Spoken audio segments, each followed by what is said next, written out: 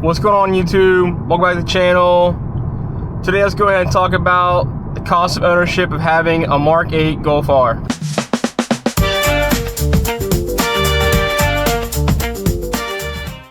So in a previous video, I said that I bought this car for $44,500 out the door, tax, fees, everything, for my 2024 Golf R.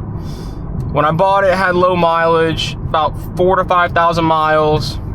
So I want to go ahead and hop on a quick little soapbox here and just say, cars recently, maybe a couple years, they've gotten really freaking expensive, man. I mean, dummy expensive. This car being in the mid 40s, upper 40s, I mean, you're looking at BMW performance territory, you know, maybe a Supra, you know, a used Supra. So I want to say to people who are thinking about buying one of these cars, I would go ahead and I would test drive everything in this, everything the price range you might want to buy, because you don't really want to go buy a $40,000+ car and then not like it, you know, 2-3 months down the road. If you're getting a loan for like 6-7%, you're probably spending over 50 grand for one of these cars. That's some serious coin, man. Definitely take time, shop around, and figure out what you actually want. And you may find out you may not like the Golf R, you may not need the all-wheel drive, you might be okay with just getting a GTI. But with that out of the way, I want to go ahead and talk about the first thing, depreciation on these cars. Every car's got depreciation. I mean, this car's no different. You know, you might go spend $50,000 on a brand new one of these, and in 1 year you may think, man, I want to trade in this car. Then it's probably worth about $40,000. You lost about $10,000 right there in 1 year. So most of the time, a lot of people forget about depreciation, but it is there. If you ever want to come time to sell this car or trade in for something else, I mean, that's a pretty big hit.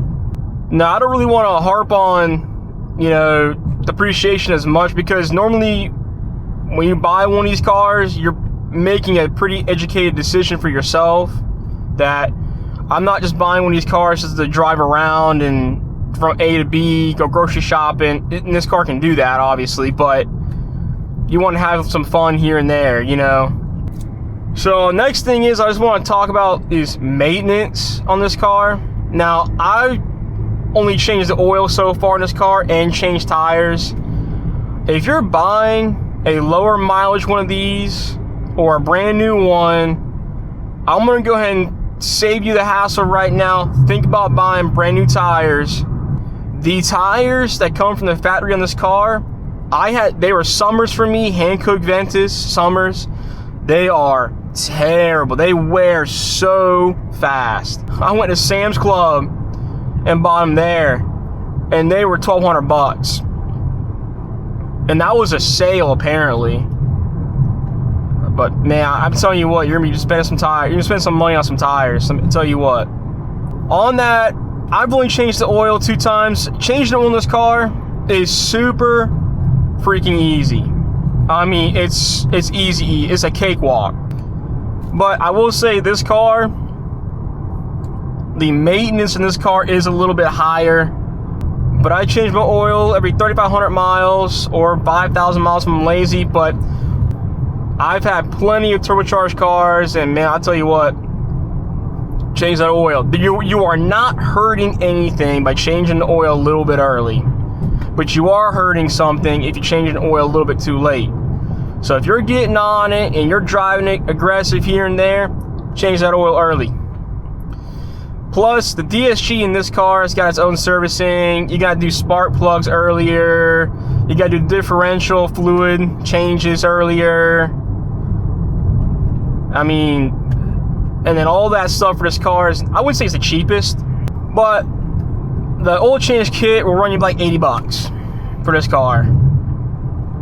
You know, I've seen the differential maintenance kits. They run you, you know, they can run you like $150, $200, and then you gotta do it yourself. I mean, I might have someone do that for me. Well, I don't know. I'll see when I get there. I'm getting pretty close to it. About 20,000 miles is the expected. Like, I might need to start thinking about that. So, nice. STI. Hatchback. This car is still relatively newer. So, I mean, I haven't hit the hardcore maintenance stuff yet. Next thing is, like, insurance cost. I want to say, for this car, I got Geico, and, dude, my insurance is like $50 a month for this car. The Civic Type R that I own was a higher insurance cost than this car. So this car has not cost me that much in insurance. My wife's truck costs more insurance than this car does.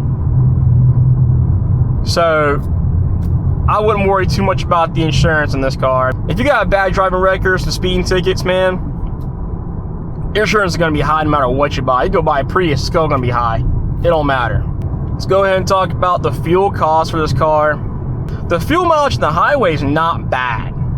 I mean, I can get 30, 31 on the highway pretty consistently if I'm just driving normally, you know, like regular traffic. Now, city, you're probably getting closer to like, you know, 25, 27. If you're having fun, you know, you're getting like 10. But I mean, if you're buying one of these cars, I hope you got the money to pay for premium gas. That's what this car requires, is premium fuel. So, and of course, with gas prices right now kind of going up, you know, that may be something to think about, you know. I also want to talk about taxes, property taxes. I got to pay every single year in this car.